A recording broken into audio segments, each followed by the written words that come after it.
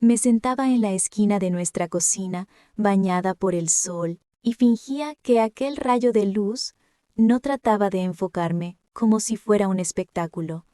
Mi madre, Margaret, estaba en la encimera batiendo la mezcla del pastel para la despedida de soltera de Jessica, tarareando como si poseyera la melodía de nuestras vidas, mientras papá deslizaba la mirada por el periódico con esos ojos aburridos que siempre me hacían sentir de apenas 3 pulgadas de altura.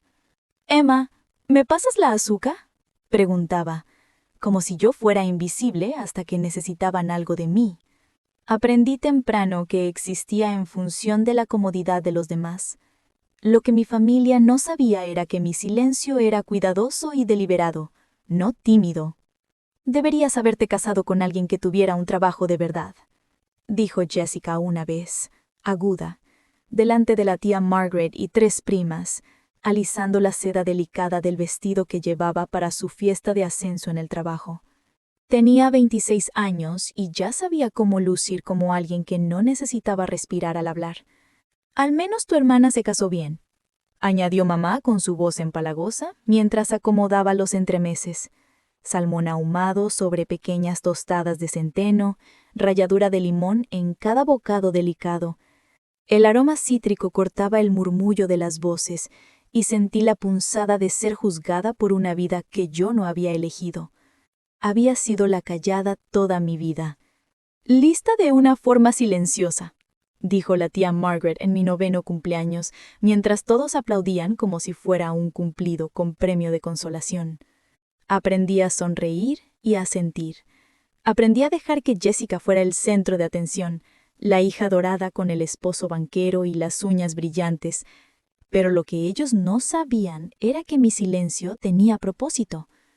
Tenía noches en las que el apartamento olía a té recocido, libros viejos y el suave clic de una laptop que zumbaba hasta el amanecer. Yo estaba construyendo, pieza por pieza. Cuando digo que mi familia me humillaba, no me refiero solo con palabras. Había omisiones diminutas que se sentían como bofetadas. Mi cumpleaños olvidado el año en que obtuve la mejor puntuación en un examen nacional, o la vez en que papá regaló de nuevo mi cinta de la Feria de Ciencias, poniéndola en la repisa de Jessica, como si fuese suya. En Acción de Gracias, el esposo de Jessica, Tom, contaba la historia de la renovación de su apartamento como si fuera una odisea que solo ellos habían sufrido, mientras yo miraba cómo mi puré de papa se convertía en una isla triste en el plato. «¿Cuándo vas a sentar cabeza?», preguntó alguien, con ese mismo tono que se usa para señalar una mancha en un mantel bueno. Había señales, pequeñas y casi cómicas en su sutileza, de que no era tan invisible como creían. Llegaba a casa con una bufanda de diseñador doblada en la esquina de mi bolso, la seda susurrando secretos caros. «¿De dónde sacaste eso?», preguntó Jessica una vez, medio divertida, medio olfateando algo que no lograba descifrar. «De una amiga», respondí, tragándome el orgullo que subía como un rubor culpable. Había noches en que mi teléfono se encendía con números desconocidos, prefijos de bufetes de abogados, organizadores de conferencias, y la voz del otro lado sonaba como pasillos abriéndose. El gancho mental que usaba en los rincones de mi mente era este. Pero lo que ellos no sabían era que se convirtió en un rezo privado, un canto silente mientras me sentaba en mi escritorio, rodeada de cuadernos llenos de tinta azul y diagramas imposibles. Imaginaba el día en que pondría pruebas sobre la mesa como hechos, no drama. Lo que mi familia no se imaginaba era que susurraba mientras escribía código hasta altas horas de la noche, construyendo algoritmos que zumbaban como aspiradoras ajenas al fondo. El trabajo fue pequeño al principio, luego incansable. El verano antes de la boda de Jessica, la casa era pura hortensias y servilletas de lino. Las despedidas de soltera huelen a azúcar y risas nerviosas, perfume, cupcakes y esa sensación vaporosa de una vida arreglada para exhibirse. Servía café a los invitados en el comedor, mientras mi madre mostraba un álbum de fotos y decía: «Jessica siempre fue tan decidida». Sus dedos alisaban una página, como obligando al recuerdo a alinearse. Alguien me pidió que pasara la tarta de limón. La pasé y observé al prometido de Jess levantar su tenedor como un hombre examinando un trofeo. «Emma, hazte útil», dijo alguien, que ya era casi un apellido para mí. Asentí. Tomé los platos, sonreí con ese gesto que la gente cree que significa humildad, cuando en realidad es una forma de contar hasta 10, porque en mi interior sabía algo que ellos aún no imaginaban. Tenía una entrevista real, de esas que cambian vidas, de esas que te colocan frente a personas que podrían ver en ti algo que tu propia familia nunca se molestó en notar. No en un café, no en una oficina local, sino en un edificio de vidrio con vistas al agua, donde las recepcionistas hablaban 3 idiomas sin esfuerzo y los ascensores se movían tan suaves que parecía que flotabas. Era para un programa extremadamente competitivo, un programa al que solo aceptaban a gente a la que normalmente se le llama la nueva generación de líderes. Y yo ni siquiera había dicho una palabra en casa. ¿Por qué lo haría? Mi familia no habría entendido nada. Habrían encontrado la forma de convertir incluso mi potencial en una broma. Mientras pasaba las servilletas en la fiesta de Jessica, recordé algo. Mi madre decía siempre que yo era buena chica pero muy simple. Jessica decía que yo era demasiado tranquila para el mundo real. Papá decía que yo no tenía ese tipo de ambición. Pero yo sí la tenía, solo que había aprendido a esconderla, igual que escondes un anillo valioso en un bolsillo con cierre. No porque no sea hermoso, sino porque sabes que hay personas que no pueden resistirse a destruir cualquier cosa que brille más que ellas. Mis noches eran diferentes a lo que ellos imaginaban. Mientras ellos dormían, yo leía artículos académicos, estudiaba análisis avanzados, creaba simulaciones económicas complicadas que dejaban la pantalla llena de ecuaciones vivas. Había correos de profesores, de investigadores, incluso de una mujer que dirigía un laboratorio innovador y que quería reunirse conmigo si la entrevista salía bien. Nadie en casa tenía idea. Si alguna vez notaban el cansancio bajo mis ojos, lo atribuían a falta de vitaminas. Si me preguntaban por mis planes, lo hacían con ese tono tibio que usan cuando esperan que digas algo mediocre. Y sin embargo, yo estaba a semanas de un posible cambio que me sacaría de aquella mesa, de aquel comedor lleno de gente hablando de mantelería y vestidos, de aquel mundo donde yo era un fantasma con bandeja. «¿Estás escuchando, Emma?», preguntó Jessica desde la cabecera. «Sí», respondí. Pero no lo estaba. En mi mente estaba escuchando otra cosa. La voz del entrevistador diciéndome, «Nos impresionaste realmente». Estaba escuchando los ascensores de vidrio, el clic de unos zapatos importantes, el pequeño susurro de mi propio nombre pronunciado con respeto. Estaba escuchando una vida en la que no era la sombra de nadie. Ellos no sabían nada, ni sospechaban nada, ni imaginaban nada. Pero lo que mi familia no se imaginaba era que yo estaba a punto de convertir cada humillación, cada comentario, cada mirada que me hizo sentir pequeña, en gasolina. Y cuando llegara el día, yo sería la única que no estaría sorprendida. Yo había estado preparándome para esto toda mi vida. Un insulto llegó como un golpe practicado por papá. Había estado leyendo el periódico y luego, con una indiferencia imbatible, dijo, «¿Sigues soltera, Em? Quizás deberías enfocarte en eso y dejar el pensamiento serio para Jessica». La mesa se rió. Una especie de aplauso obediente para un chiste viejo. Sentí el calor antiguo de humillaciones recordadas, pero ahora algo firme corría por mí, un hilo silencioso de acumulación. Pero lo que mi familia no se imaginaba era que yo estaba a punto de convertir cada humillación, cada comentario, cada mirada que me hizo sentir pequeña, en gasolina. Y cuando llegara el día, yo sería la única que no estaría sorprendida. Yo había estado preparándome para esto toda mi vida. «En realidad», dije, y la firmeza en mi voz me sorprendió incluso a mí, «tengo algo que compartir». Me miraron como un grupo de personas que había perdido brevemente un accesorio del escenario. «Somos todo oídos», dijo la tía Margaret. sonriendo esa pequeña sonrisa depredadora que reservaba para las noticias familiares que ella podía editar. Metí la mano en mi bolso y saqué una copia delgada y brillante de una revista que reconocerían, el tipo que compraban para leer en vuelos y por moda. La portada decía, en una tipografía serif que ellos conocían, Forbes. Lo que mi familia no se daba cuenta era que empecé, y luego dejé que la imagen hiciera el trabajo, porque el titular era a la vez silencioso e imposible de ignorar. Los ojos de papá se agudizaron. «Eso es un error», dijo por reflejo, del mismo modo en que la gente dice «eso es un error» cuando la realidad amenaza su mapa mental. Extendió la mano hacia la revista como si la tinta pudiera derretirse al contacto. Le entregué otra cosa. Una carpeta pequeña de cuero, gruesa, llena de documentos que llevaban mi nombre impreso con un aire oficial, sobrio e inmovible.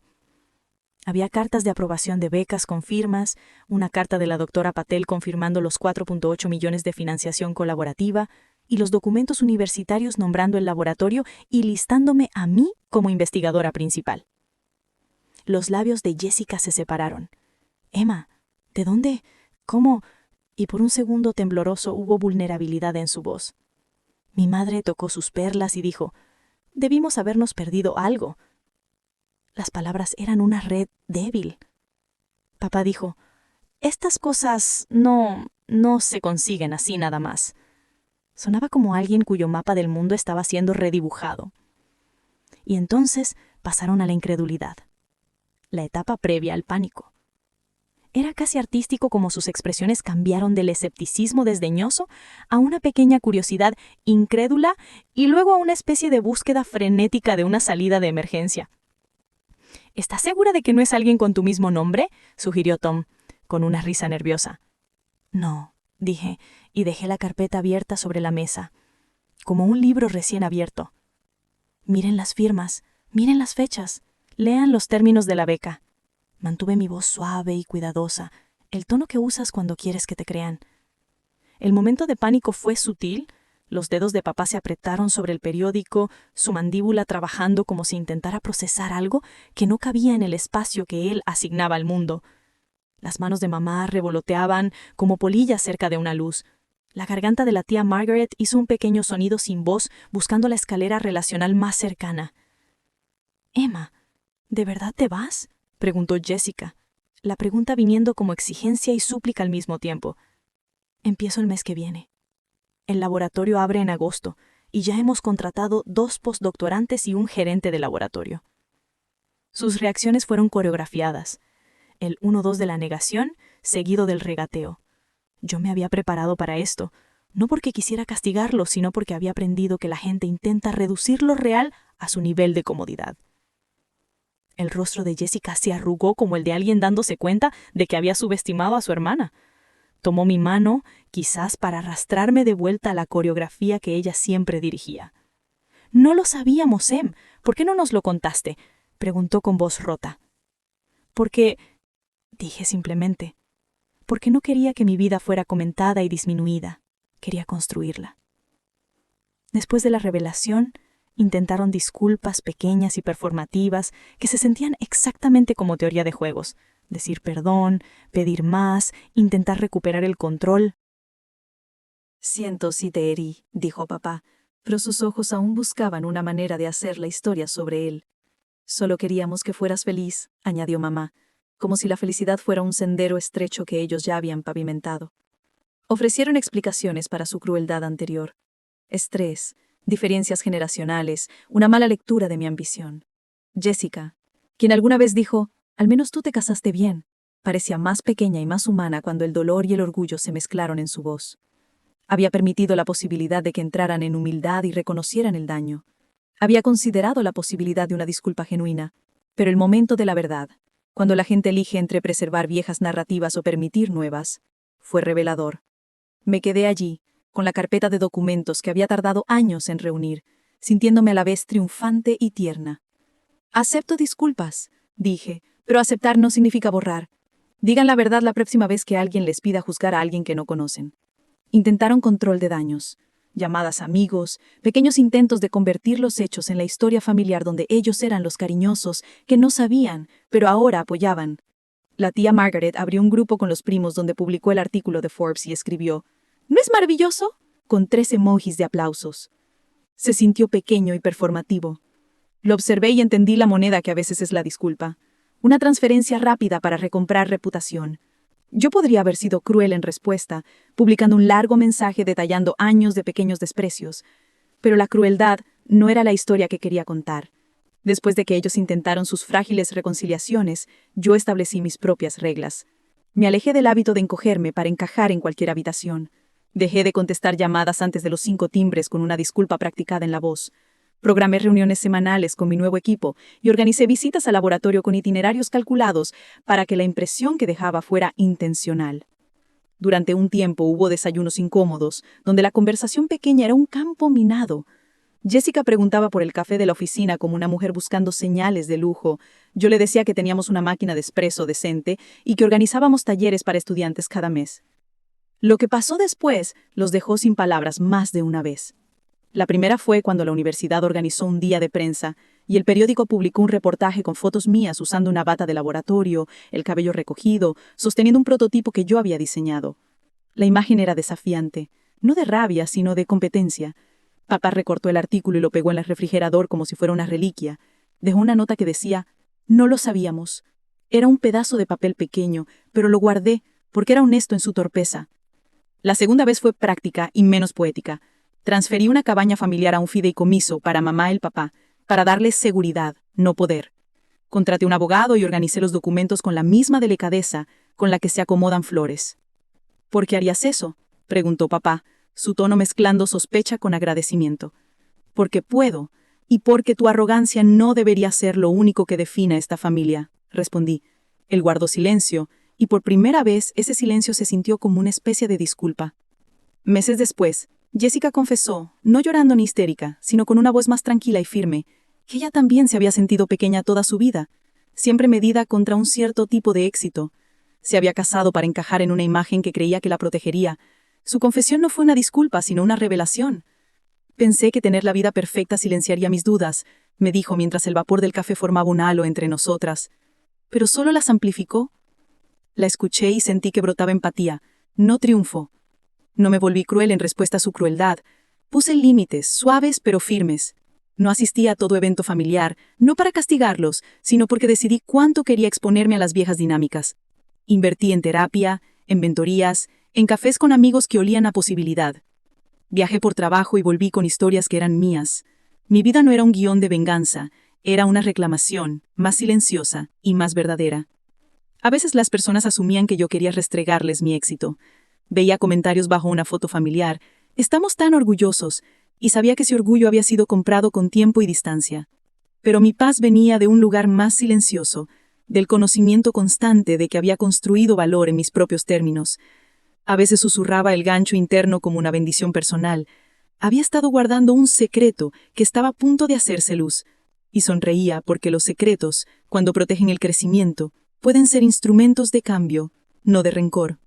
Una tarde de verano, cuando el laboratorio se había llenado de un ritmo de experimentos y risas entre colegas, papá llamó. Su voz era más pequeña al teléfono. «Emma», dijo, «siento lo que dije sobre MIT hace tantos años. Fue torpe y real. Podía oír el zumbido de la casa detrás de él, la televisión, el sonido de los platos. No necesitas hacer una gran disculpa», respondí. Necesitaba espacio y necesitaba construir mi vida. Pausó. «Estamos orgullosos», dijo al fin. Y por primera vez le creí, porque esa frase tenía el peso del cambio. Le hablé del laboratorio con claridad y suavidad.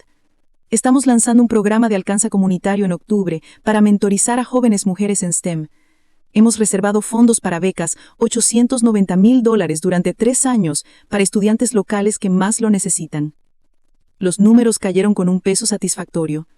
«Eso es generoso», dijo, saboreando la palabra como si fuera nueva.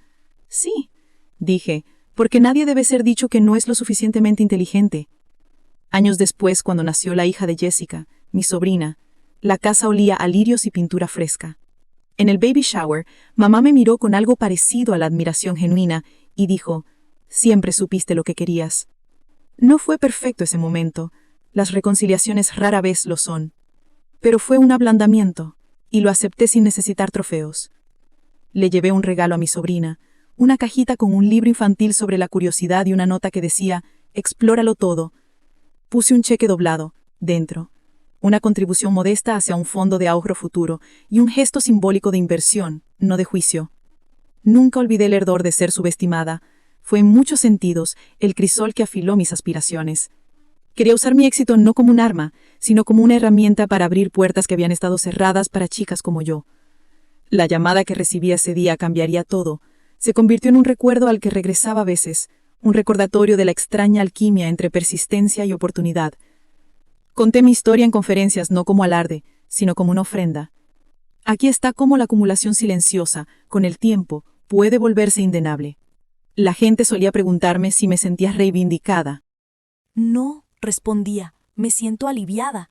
La venganza nunca había sido mi objetivo. Ver cómo su incredulidad se transformaba en algo más suave me enseñó más sobre la misericordia que sobre el triunfo.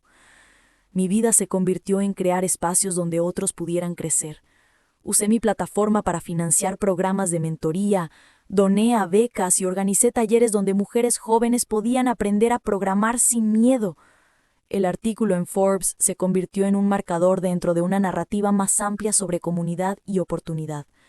Años después, cuando alguien me preguntó qué le diría a mi yo más joven, dije, mantén la cabeza baja y el corazón abierto, construye en silencio, pero guarda pruebas de la vida que estás creando.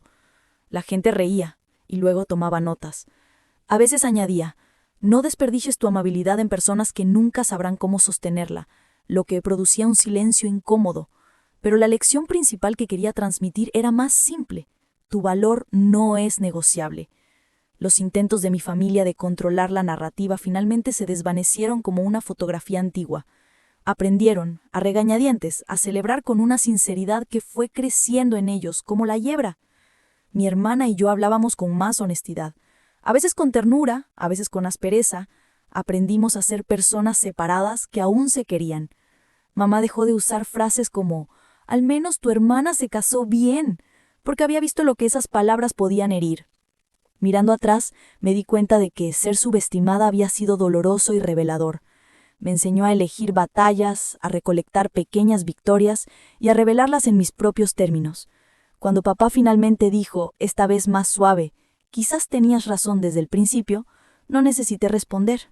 Ya había escrito la respuesta en la vida que llevaba. Un laboratorio con $4.8 millones en fondos de investigación, propiedades que me daban estabilidad y una empresa valorada en $23 millones que me permitió contratar personal y abrir oportunidades. Tenía lo que quería, no solo éxito medido en titulares o cantidades de dinero, sino una vida donde podía respirar plenamente. Había sido subestimada, sí, pero no derrotada. Tomé las pequeñas humillaciones y las convertí en un mapa. Utilicé el instrumento del trabajo para tallar un lugar donde mis logros fueran visibles, indiscutibles, y en esa claridad encontré paz. Si alguien pregunta cómo manejé la revelación, digo con paciencia, evidencia y caridad. La evidencia importaba. Una portada en Forbes, cartas de subvenciones por un total de $4.8 millones, escrituras de propiedad incluyendo una casa adosada de $890,000 y un ingreso mensual estable de $23,000. Esos números no eran trofeos, eran pruebas de que había construido algo duradero. Usé esa prueba para calibrar conversaciones y evitar que los límites colapsaran ante viejas presiones. Al final, venganza era una palabra pobre para lo que ocurrió. Implica malicia, y ese nunca fue mi objetivo. Lo que quería era integridad, y la encontré siendo constante y fiel a mi propio camino. Años después, tomando té en la cocina que antes se sentía como un teatro de juicio, papá dijo, solía pensar que el éxito era una sola cosa, ahora veo que viene en muchas formas. Tomó el tarro de azúcar y me lo ofreció. Lo acepté porque aceptar se había vuelto mi hábito. La cocina olía a canela y por un momento la casa se sintió como si perteneciera a todos. Y si alguien te dice que no eres lo suficientemente inteligente, recuerda esto. La inteligencia no es una sola puerta controlada por la llave de alguien más. Es un conjunto de habitaciones que tú misma puedes construir. Había sido subestimada y había sido paciente. La llamada que lo inició todo, los 4.8 millones, la página en Forbes, la escritura de propiedad, fueron hitos, no finales. Lo que importó fue la vida que construí entre ellos y las habitaciones silenciosas que abrí para que otros entraran. Mi familia nunca imaginó que yo había estado construyendo mi propio hogar desde el principio.